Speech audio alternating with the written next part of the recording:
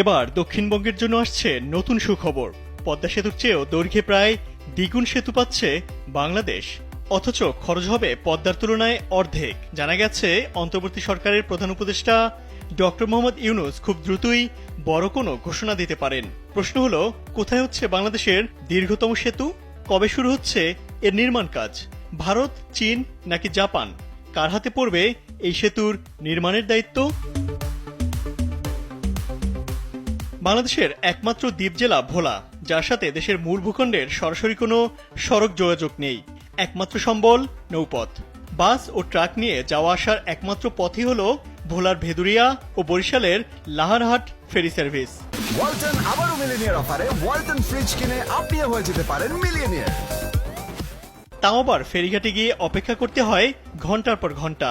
কখনো বিকেলে ফেরিঘাটে পৌঁছালে পরের দিন পর্যন্ত অপেক্ষা করতে হয়। ভোলাবাসীর দীর্ঘদিনের সেই দুঃখ অবশেষে ঘুচতে যাচ্ছে। বরিশালের সাথে সরাসরি সড়কপথে যুক্ত হচ্ছে দ্বীপ জেলা ভোলা। নদীঘাটে আর অপেক্ষা করতে হবে না জেলাবাসীর। দিনরাত 24 ঘন্টা যে কোনো সময় ভোলা থেকে বরিশালে পৌঁছানো যাবে মাত্র 30 থেকে 40 মিনিটের মধ্যে। এই অসম্ভবকে সম্ভব করবে একটি মাত্র সেতু। বরিশাল ভোলাকে সংযোগকারী এই সেতুটি দক্ষিণ এশিয়ার মধ্যে দ্বিতীয় দীর্ঘতম। 21.8 কিলোমিটার দৈর্ঘ্যের ভারতের অটল সেতুর পরে স্থান করে নিতে যাচ্ছে বাংলাদেশের এই সেতু।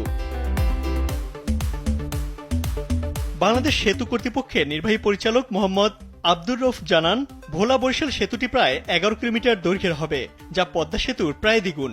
তবে খরচ হবে পদ্মার তুলনায় অর্ধেক। পুরো সেতুটি হবে 4 লেনের। ভোলা বরিশাল সেতু নির্মাণে এখন পর্যন্ত প্রায় 17,000 কোটি টাকা ব্যয় ধরা হয়েছে। যদিও শেষ পর্যন্ত এই খরচে আটকে থাকবে কিনা